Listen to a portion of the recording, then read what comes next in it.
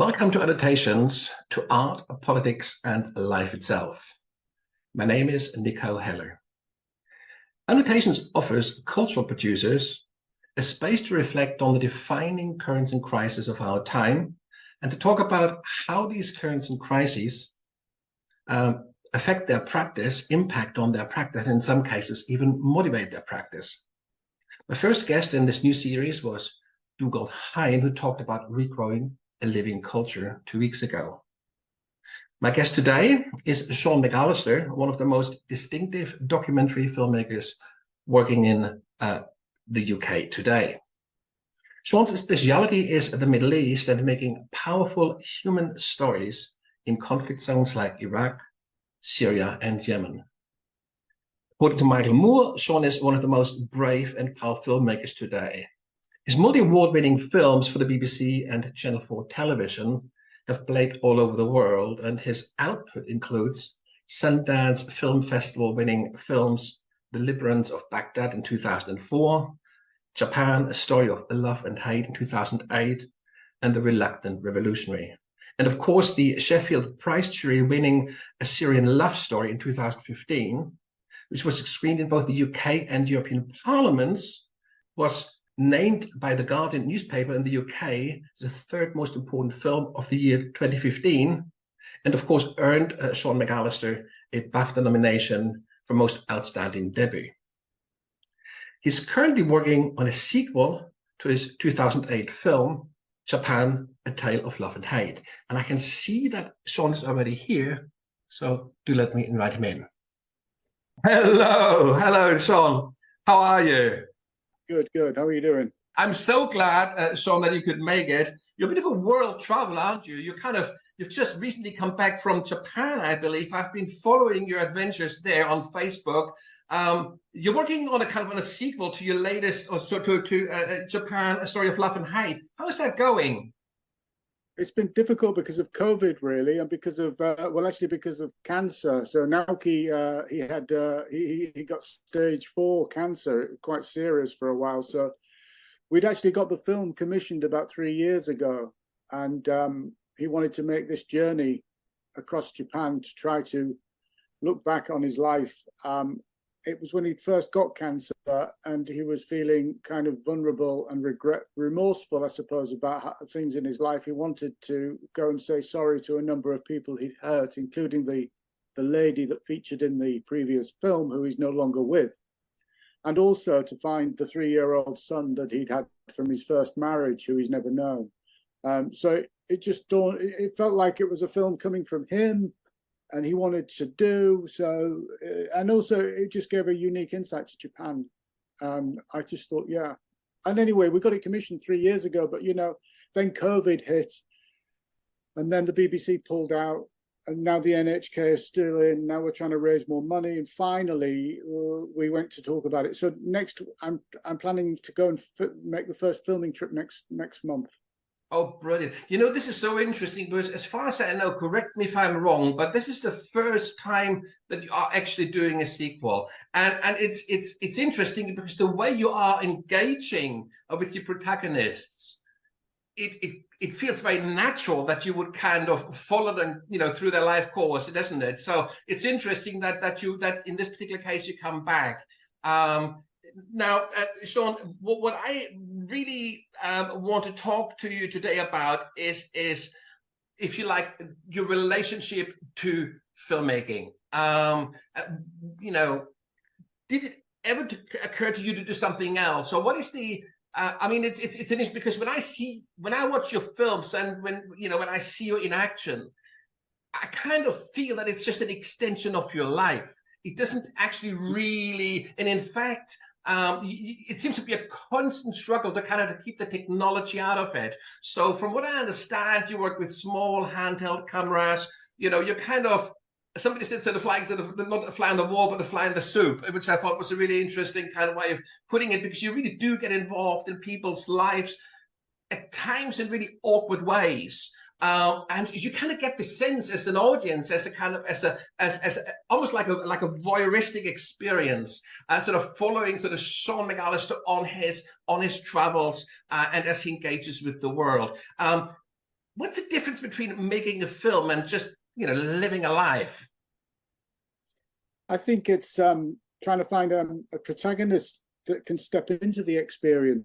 Really, I think I think a lot about what is a character and what is a story, and I've been doing actually I just recently done a little tour of workshops, talking to different people in different countries, and from Malaysia to India to Japan and Singapore, talking to students about what it is we're looking for when we make a film, and of course, what is a good character, what is a good story. I think I'm looking for something inside myself when I'm looking for a character, but I'm also looking for a catalyst of change, I think, so that there's a character that's going to step into the experience and wants something to change, whether that's conscious or not.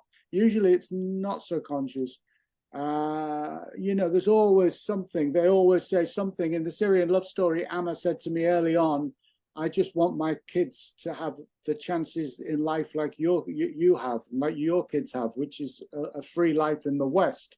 And I could see immediately there, well, here's a potential journey for him. I wonder if we can ever, 5 years later, after all sorts of ups and downs, his family are in France.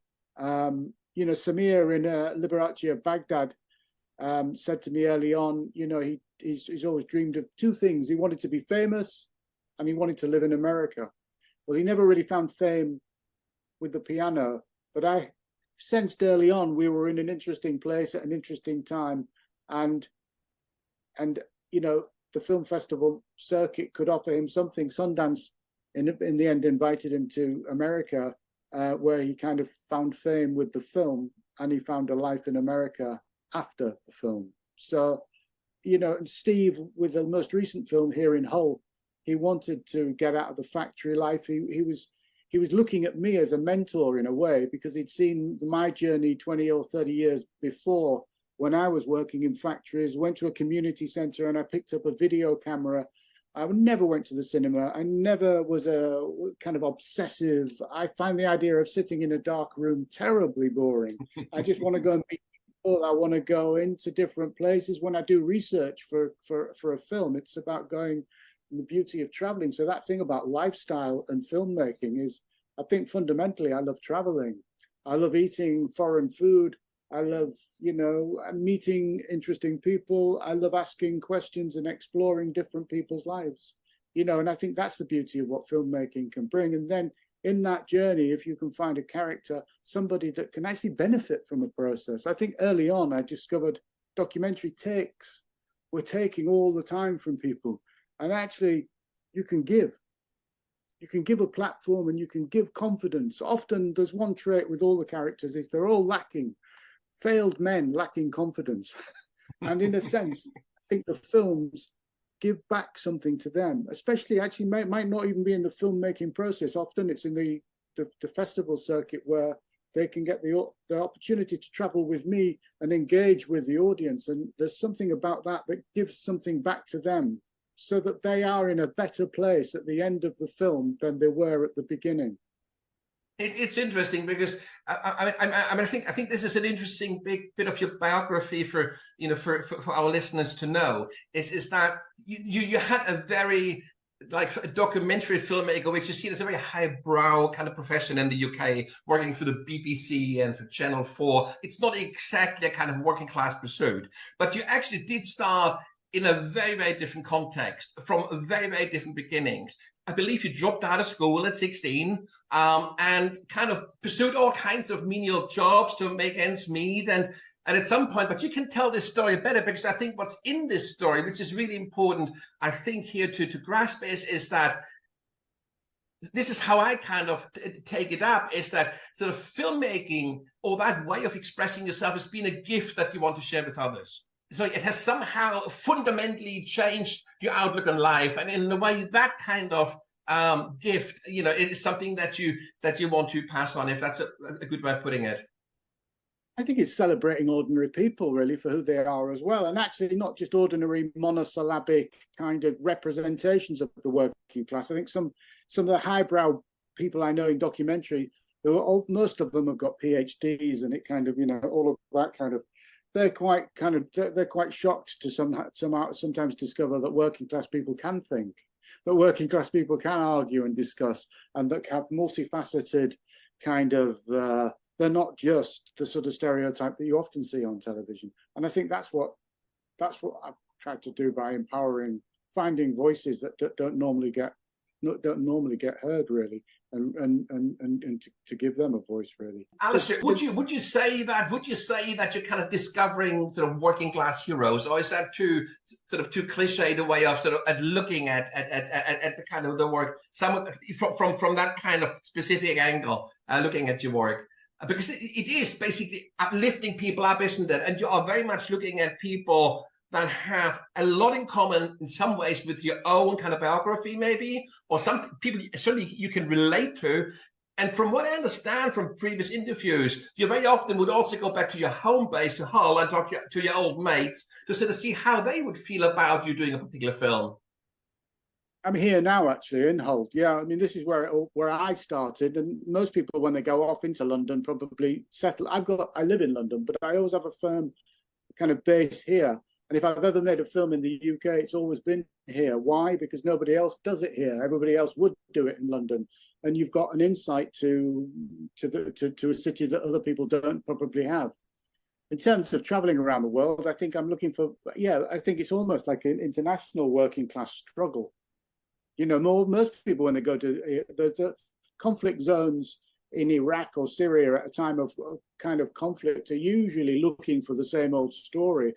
I'm kind of looking still for that character-driven documentary, exploring a whole number of different emotional journeys, really, rather than just the topical story of the war. The war, in a sense, is something that brings the audience to look at the film. In fact, I remember showing the film in America and some people being a bit disappointed with Liberace of Baghdad, because they said, well, it's actually a film about him. It's not really about the Iraq war, is it? And I said, exactly. You know. I remember this must be the first film of yours that I saw, and I believe it was called The Minder. Is that possible? Is there a film that was called? And it was based in Iraq, if I remember correctly, before the fall of Saddam Hussein. And you were given a minder, literally. You basically were meant to kind of show you around and kind of keep an eye on you, you know, the way it would be in a kind of authoritarian regime. And in true Sean McAllister fashion, you developed a relationship with this guy.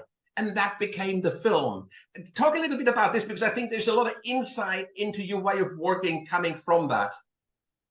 Well, those guys were, because off camera, I would go drinking with the Minders, and they were my mates. So they were very much like the guys here that you go drinking with on a Friday, Saturday night.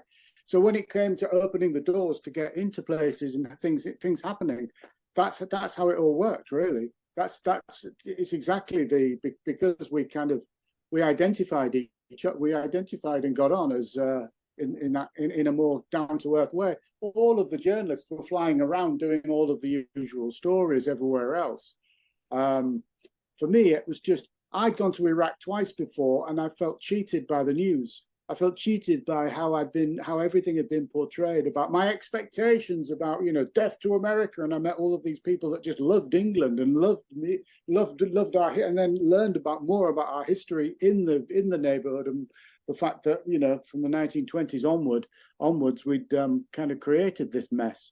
And I felt cheated and wanted to sort of set the record straight, really, and found some warm, loving, funny. And it was almost a comedy, that film, really was. Totally. I mean, there must have been a point. There must have been a point in this relationship where the Minder realized that actually it wasn't about him showing you sights or, you know, granting you access. It was about him granting you access to him. So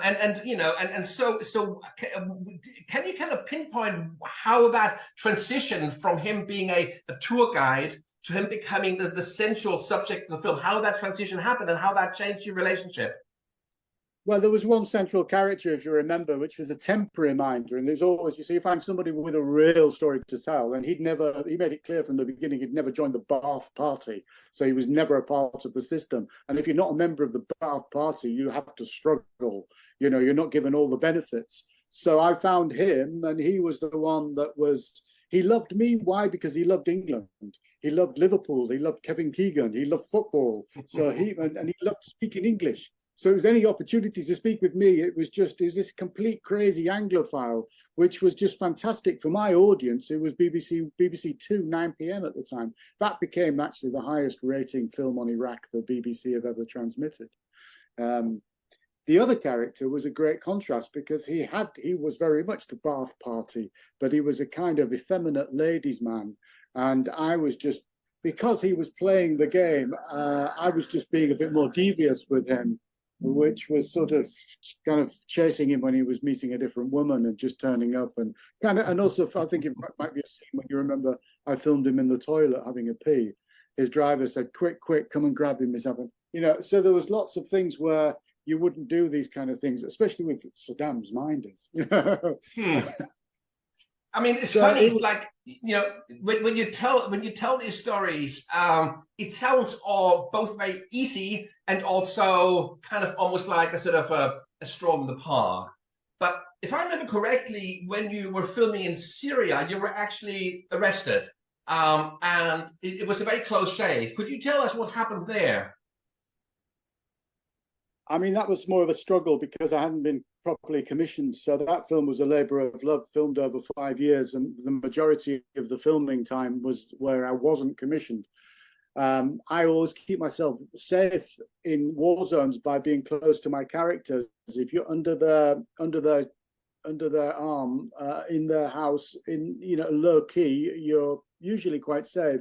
But because I didn't have any money for the budget for the commission, I was going and doing some TV work. And so Fridays was the protest day. And I was actually picked up by the authorities when I was trying to make a 10-minute news film for Channel 4, which was just money to fund my other film. And it was just bad time, bad luck.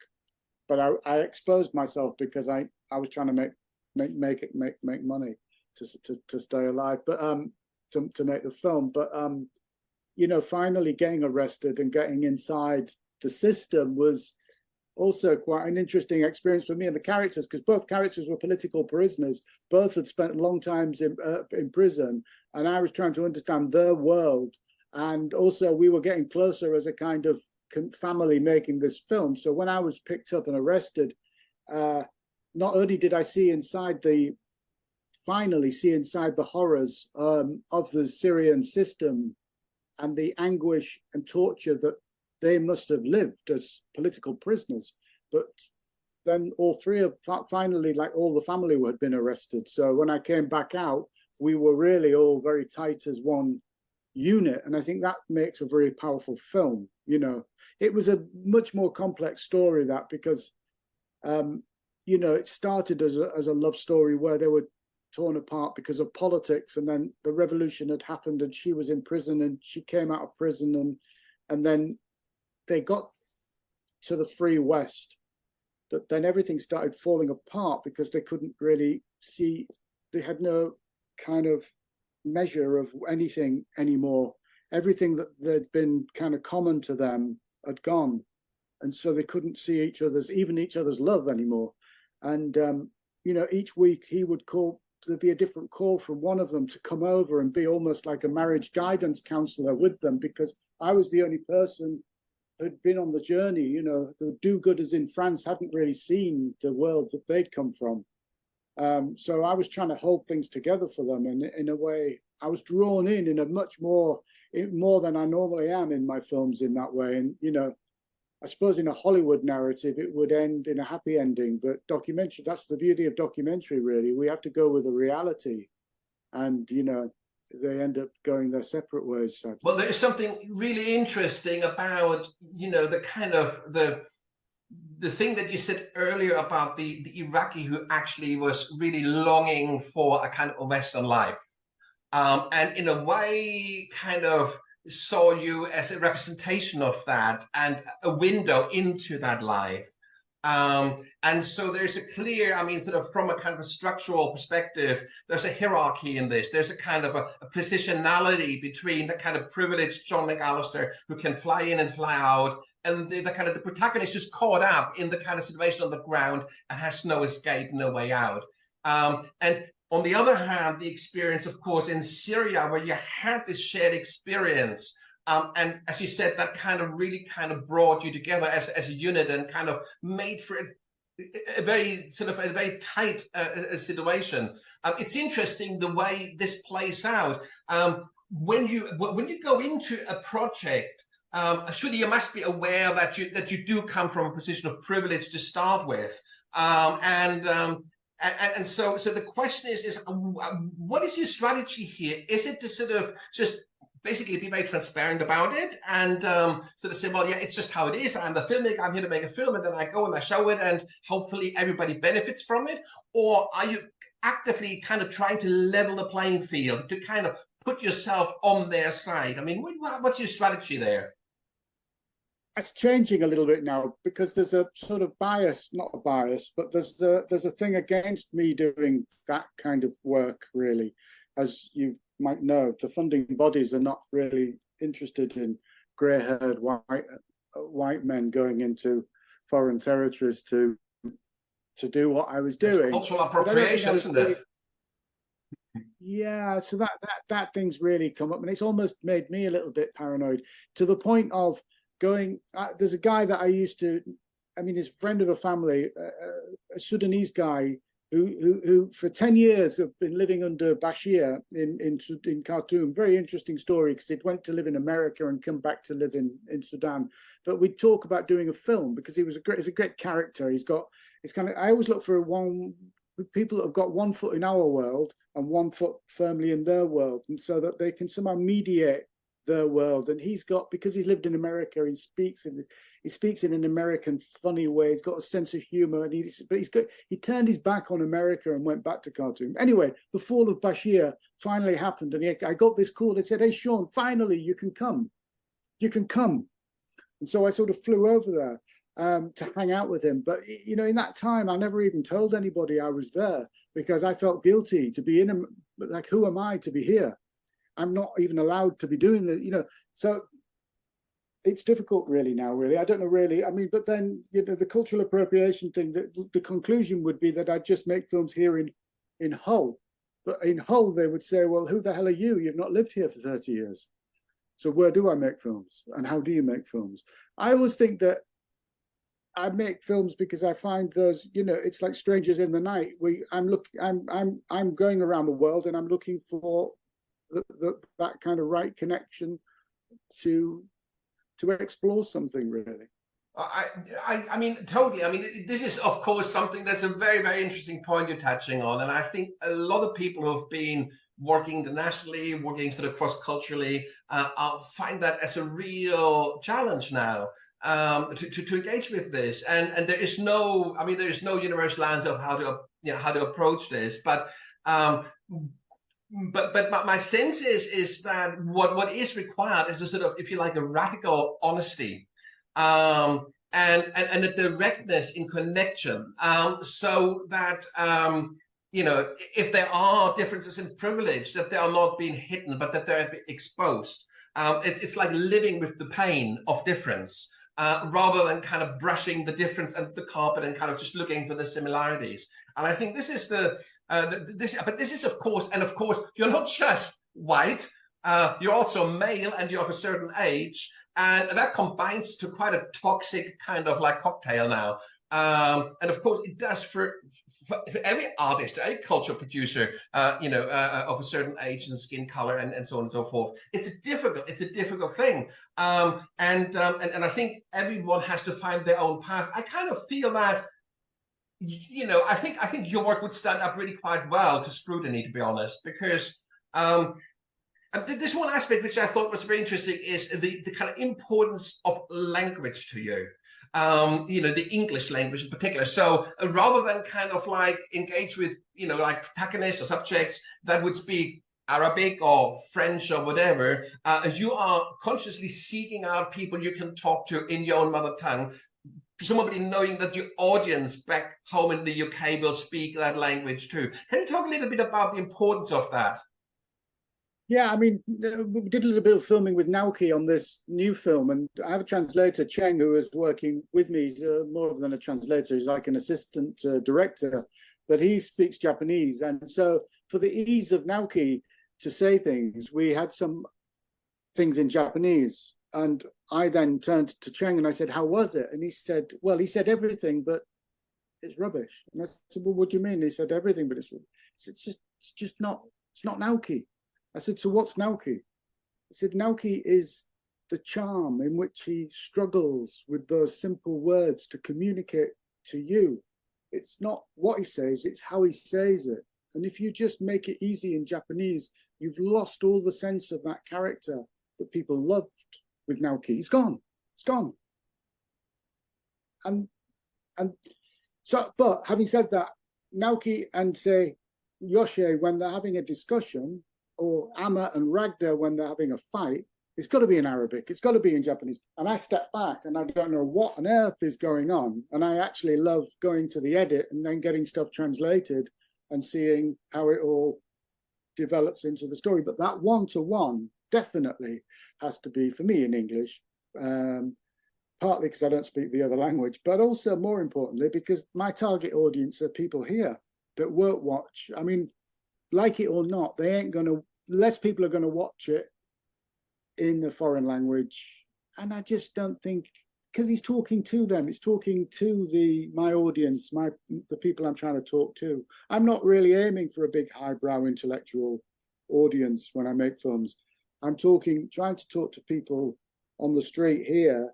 Like, for example, the Syria film, the Israeli film, the Palestinian. I made a film called Settlers in 2000 with a Jewish settler and an Arabic and a Palestinian who lived as neighbors. I shot with both of them for 13 months and they lived as neighbors. And then I cut the film together. And it was characters. It was two really hardcore, interesting characters and how I related to them, but then the bigger picture. And when my mate here, Andy, who would never watch, well, he watches the news, but like a lot of people, it just goes over his head. He watched the film and went to Palestine. He went to Israel. He went into that world. And then the next time the news was on, I remember him calling me up saying, "Wow, I just watched the news the other night, and that stuff about Palestine, da da da da da." And suddenly, he'd engaged in the issues around Palestine because a documentary through character had taken him to a place. We assume when you watch these 3-minute news blurts coming at us like bullets every night, that we're all engaging, that we're all there. And I don't think we all are. I think it's all, a lot of it's just floating over people's heads. A lot of people would say, "I loved your Iran film." And I'd say in the end, "Oh yeah, it was great. I've never been to Iran in my life, but I didn't." If they want to think it's Iran, fine. For me, it was more about anyway.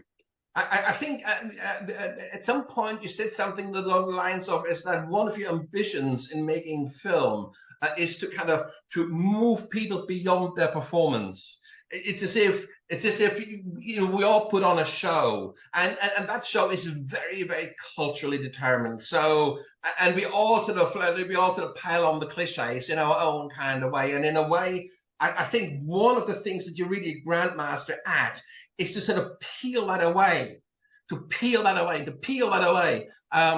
until you get to a level where where it's like two human beings engaging, almost sort of beyond or above sort of cultural concerns. Is that a fair statement? I think I like to get what people call interviews, or I call them conversations. I like to get people thinking out loud. I like to get people reflecting you can see them not sure where they're going. The words are coming out of their mouth and you're getting this unique thought process based on a rapport that's coming alive, and that's taking to a new level, a new place. It's a conversation of film. It's a journey into people, but definitely beyond a performance. Also, there was a scene we were looking at in one of the workshops in, say, like the Syria film, which was a kitchen scene after a very painful argument between Amma and Ragda. And she can't find in herself to show him the love he needs. It's like role reversals also fascinate me. So when I'm casting, because I think when we make a documentary, we cast in the same way that a fiction filmmaker would cast. You look for the elements that are going to make the film interesting. I love the idea of role reversals in the Japan film. He's the house husband, unheard of in Japan. And here in Syria, you've got a hardcore Palestinian freedom fighter who is sat looking for love from his hardcore Syrian freedom fighter wife. But there was a scene where they were fighting at each other in the kitchen. And in the edit, we removed, in the end, I was just analysing the scene, we removed all of the dialogue to this visual where she's cooking, there's a scene of no talking, and she turns the pan. And he reaches over just to help her turn the pan as she stirs the dish. And she then turns her back on him and walks out. And he just sits there like a sad little puppy.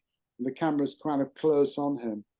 And it's edited in a way to kind of convey something that went on before and something that's going to go on after.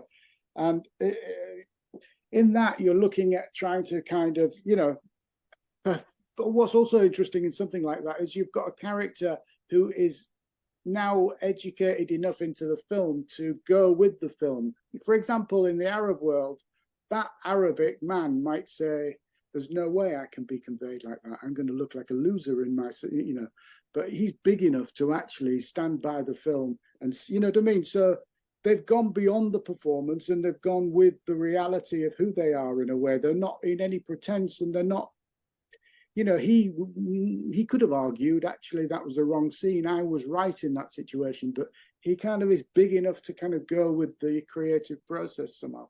So in a sense, the journey is also an education for them to build them up, because I think at the end of the day, anybody in my film, I mean, I'd hate to be in one of my own films, because anybody in my film has to be quite strong to take that nakedness.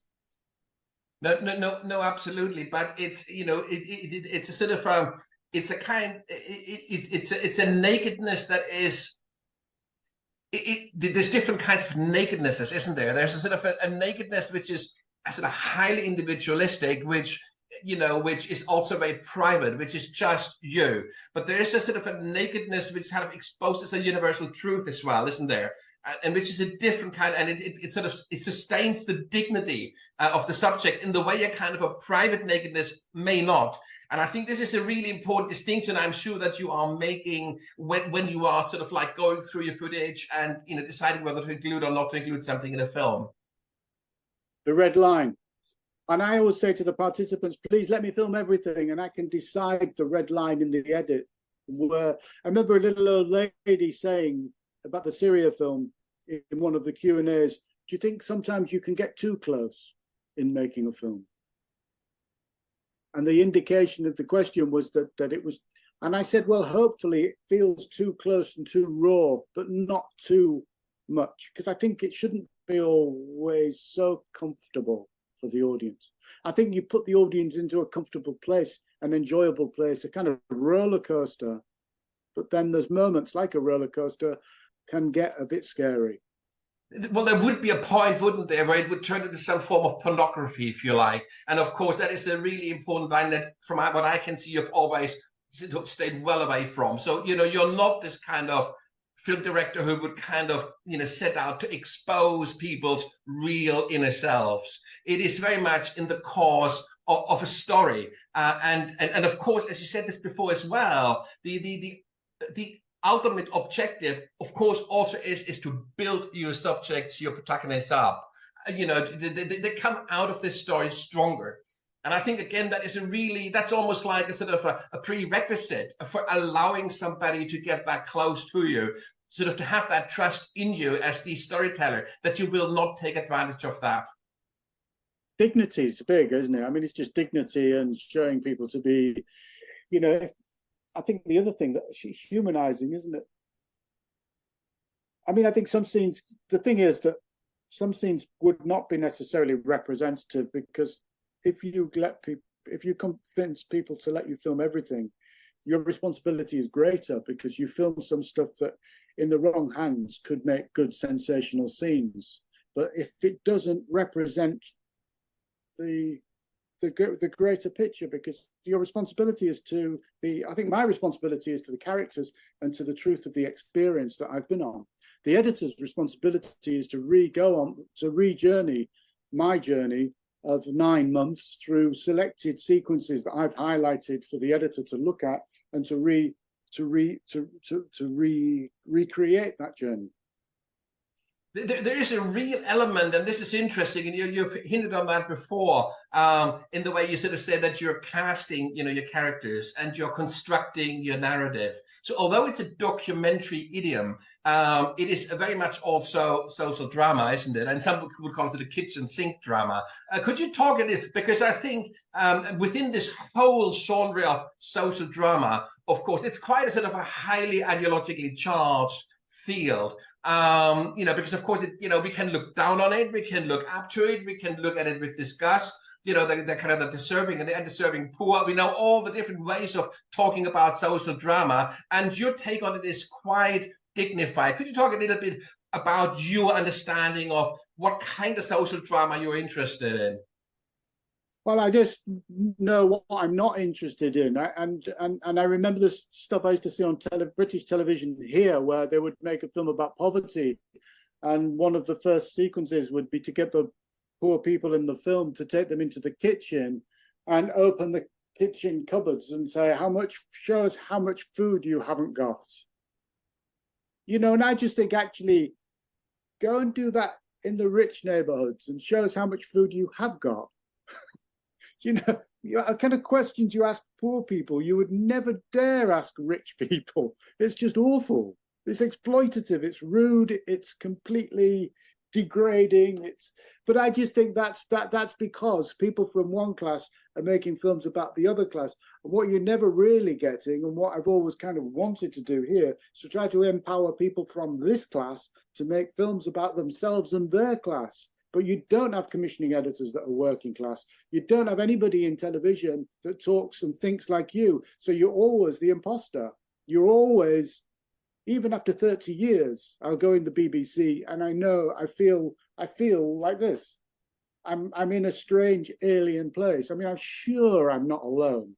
But the idea that, I don't know how you break that, really. I always had the idea of making a film, starting a film school on a council estate and finding six kids to make 6 films and making a feature documentary called The Film School on the Council Estate.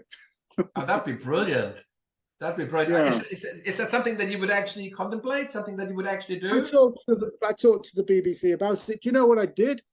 6 months ago, after the Sheffield Doc Fest, I bumped into a commissioning editor at Channel 4 who I have kind of a connection with.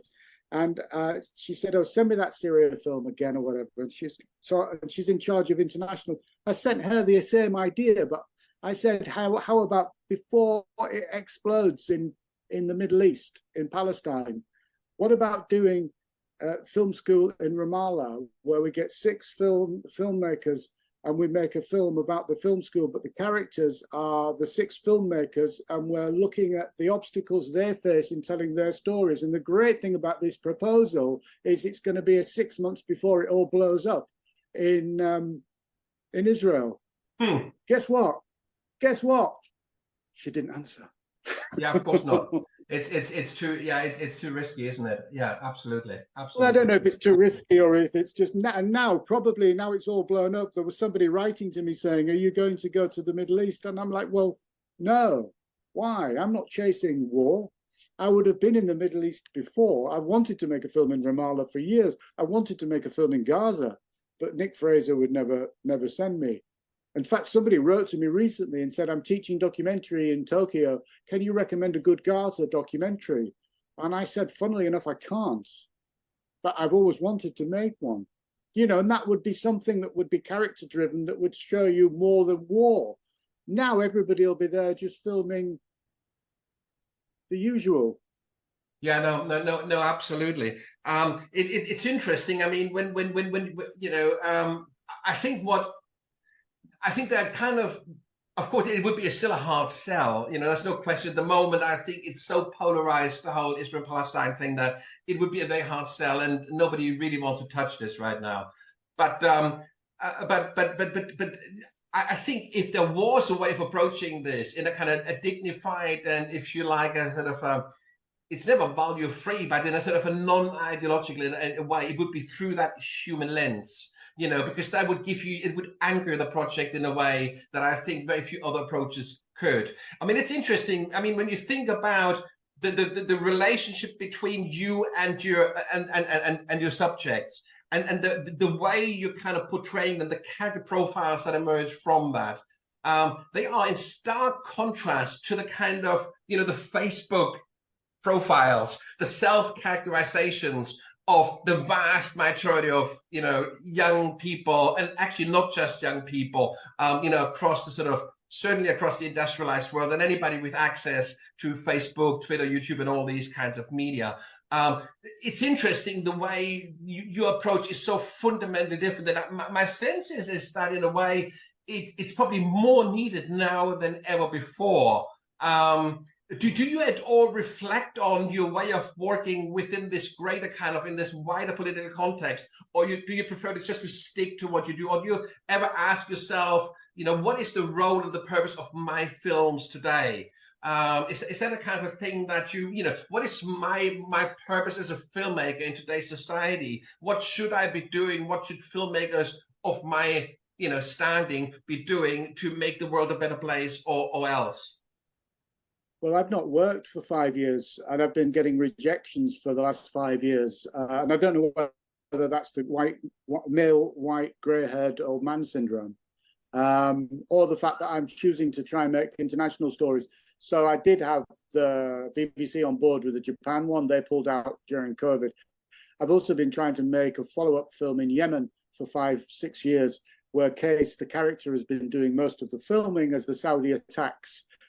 In fact, he instigated that. So he started sending me videos of the Saudi attacks. And, it's that draws me in. It's somebody pulling you in saying, hey, we've got to tell the world this story, and how can I engage with them and help them?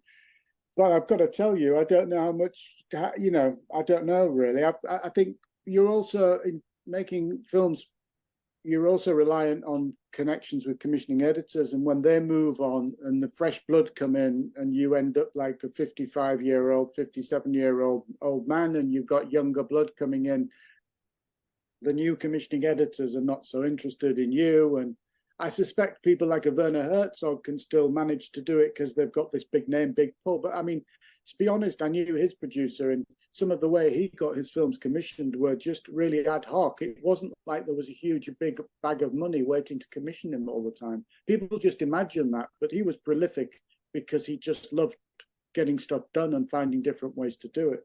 Maybe that's what I should do. But the problem is, I suppose my two interests have been abroad. I spent a long time trying to raise funds for them. Maybe I should think about something back here. I've been trying to explore a fiction-based thing based in my city as well, which is a sort of slight departure. Yeah, I don't know what my role is anymore. I just feel like that maybe the times are changing, and I feel a bit jaded by the sort of diversity police. Yeah. I mean, you're not the only one there. Absolutely not the only one. Without whinging too much and sounding like a terrible old, because there's nothing worse than a grey-haired, middle-aged man whinging. No, I mean, it's entirely, it is a problem, and I think, of course, what we may well see over the next couple of years is the pendulum swinging, in the opposite direction, but in a very bad way, so that a kind of identitarian, kind of nationalist, supremacist kind of like thing gains much more currency. But this is, of course, not what you want, not what I want. But I think there is a danger that this could just basically sort of, backfire in many ways that wouldn't be beneficial to anyone. But I mean, I think one kind of positive, and if you want to be positive about it, sort of comes out of it for me, and this is, of course, the problem you're describing is one that I think anybody who is kind of trying to make any form of art or sort of cultural, thing that isn't market driven, faces. And so the question is how, and I think, and this is why I like this idea of making a film on a council estate and all this kind of thing, because I think maybe what we have to do, Sean, is to retreat a little bit. kind of, sort of develop strategies that allow us to do things with little or no money, like the way, sort of bootstrapping stuff, the way you have done your Syrian Love Story and other things. I know this is a very, very tough call, and it's not a nice place to be, but I think the way our times are, the direction of travel here at the moment, I think suggests that maybe this is what we have to do more and more, at least for some time. I think so. And I think because the one good thing is that I think if those films are made, that they still will be showcased at festivals like IDFA and Sheffield Doc Festa and CPH Docs, and they will stand and be seen by the greater industry as a sort of testament to, what documentaries is always about, which is the commitment and belief of the filmmaker that isn't going to be defined by the scheduling or by the commissioning process or by the budgets or by kind of these decision makers. They're kind of headless chickens in television that are protecting six-figure salaries, that live in a different sphere to the rest of us, completely polarized kind of world. The haves and have-nots of the capitalist world exist in television more than ever. It does, yes, absolutely. And in fact, television is probably kind of on its last leg in that respect, because of course it is increasingly been, like ad revenue has been eroded massively and this and that and the other, and people are using streaming services, and there may well, at some point be ways in which it'll be much easier to see a Sean McAllister film, and there may be an audience build up, like far away from the kind of the mainstream. But one last question, and this is I think which is quite interesting, is, and I've always wondered about this, it requires a huge amount of compassion and empathy to make the kinds of films you have made, Sean. And one of the questions I ask myself, how can you bring to bear that level of empathy without actually liking your protagonist? Let me turn this round the other way. Could you imagine making a film about somebody you don't ultimately fall in love with, or somehow become very close and appreciative of? I can't, no, but it doesn't mean that those films shouldn't be made. I kind of somehow, I can't think of any, but I think there's certain people make films about people that they don't connect with or particularly like, and they're watchable. In fact, horrible people are quite watchable, aren't they? I mean, if you think of Werner Herzog would be an example, Sean. Werner Herzog would be an example, Right. Yeah, I mean, he's, but he would probably, and I'm not sure, when he came to one of my Liberace of Baghdad, I met him at Sundance. He was very, very positive and complimentary, but I think he was just being nice. I know that he despises the cinema verite tradition, and of which I think I use that as the foundation to all my work. And I think my kind of connection and empathy, I think my whole motivation to filmmaking is completely different, really. But I think everybody has their own sort of thing, don't they? I make films, I make friends in my journey in life, and my filmmaking is an extension of that, really. And documenting, I haven't made that many, but then maybe I don't have that many friends. I kind of, that's my thing. I only want to, I kind of care passionately. Then that's my skill, really. My skill isn't to make a kind of crafted documentary. Some people have come to me and offered me a kind of crafted story or a true crime thing. I'm like, just because I make documentaries the way I make them, it's a completely different language. I would be a disaster at that. I'm not one of those people, Whereas I think Werner Herzog seems to have mastered many different techniques, but could he get really close to somebody in the same way that I do? I don't know if that's his skill or his interest. I don't think it's his interest, actually. I think he's way too narcissistic for that. But he's a good filmer. This is the thing, The voice of God. Yeah, but this is the thing. I mean, I do love his films. Some of them are just absolutely genius. I kind of think he's a horrible guy, a despicable guy. I mean, it's funny actually how despicable he is. But that's some of the films people died on his set because he wanted to see them sweat. I mean, you've got to have that kind of ego to kind of put people through, through the kind of, the works just to get what you want. But anyway, that's Herzog. And but your next week's guest. but honestly, Sean, is there any project that you could say right now that's the project you still haven't done, the project that you really still want to do? Not really. I mean, there's projects I've filmed, like I've filmed for the last 10 to 12 years, some footage here in this house with my parents as they faced the end of their life.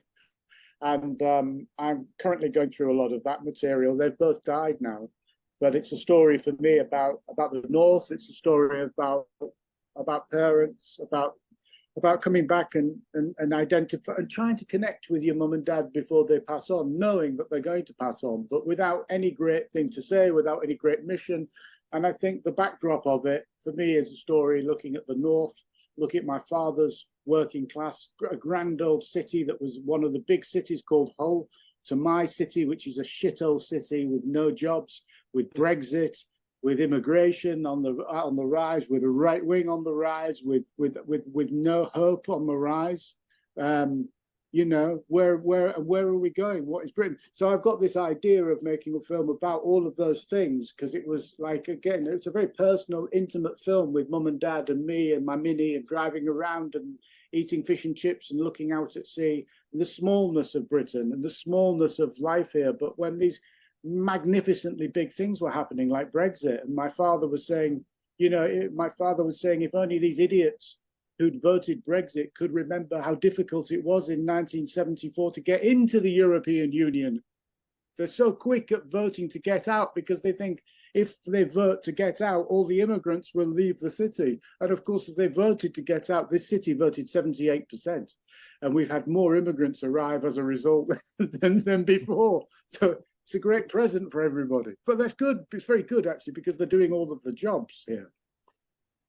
Yes. Anyway, so that's something I've filmed, and I've got all of this 12 years of material. So that sounds like a really interesting project to get your teeth into, and it's actually probably the film that I really would like to see most. Absolutely, that, and it feels almost like sort of a thing that you have to do. It's a sort of you're kind of almost duty bound to do that. Is there any, so just to finish off this really very, very, very interesting conversation with you, Sean, is there any advice or anything that you would say to sort of budding documentary filmmakers in the UK today, how to approach their craft and how to go about making their first, or maybe, you know, their first follow-on film?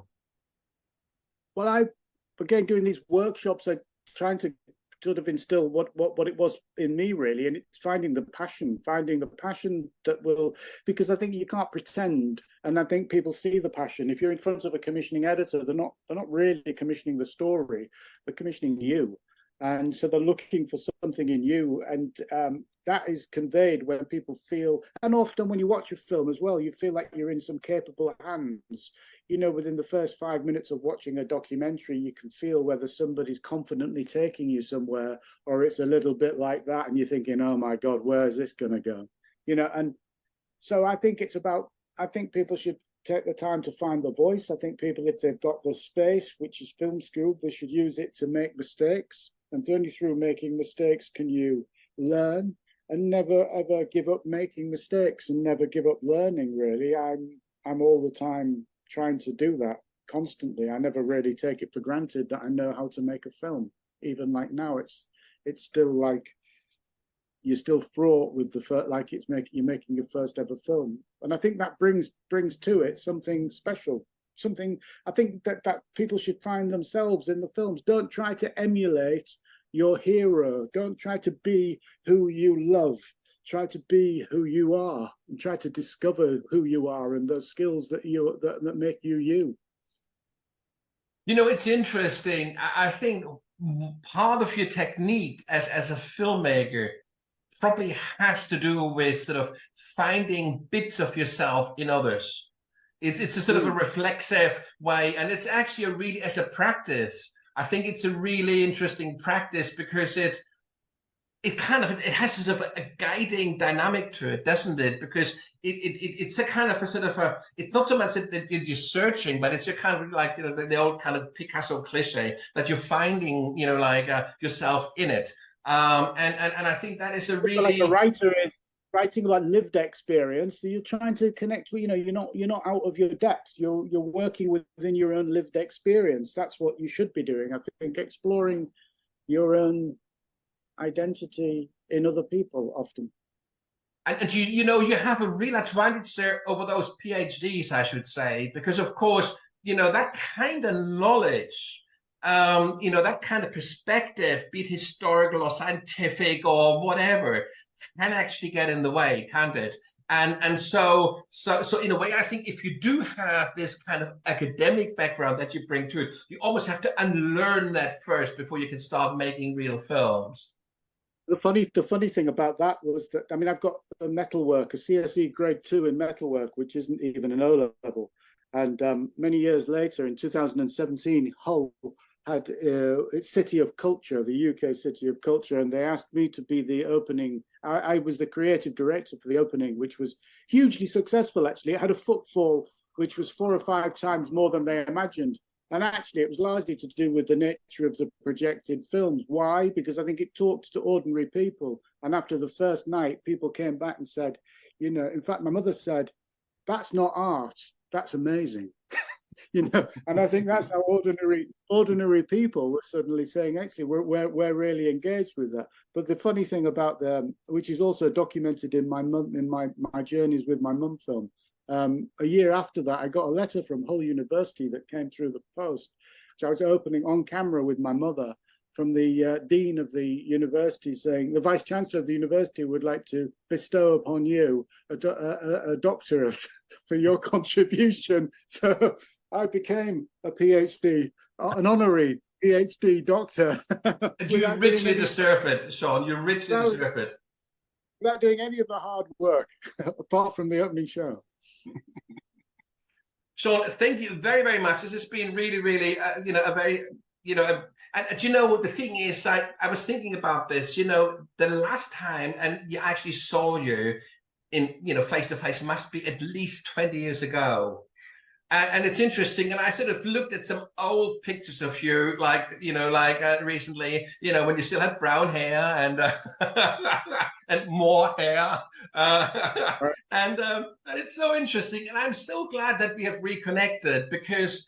I mean, this was a kind of a meandering kind of conversation we've had, but I do feel a very strong connection to you and to your work, and I feel really privileged that you came on to Annotations at this very early stage when it's an unproven concept, when we're still kind of struggling to get good people onto the program. It's been a real privilege to have you, Sean.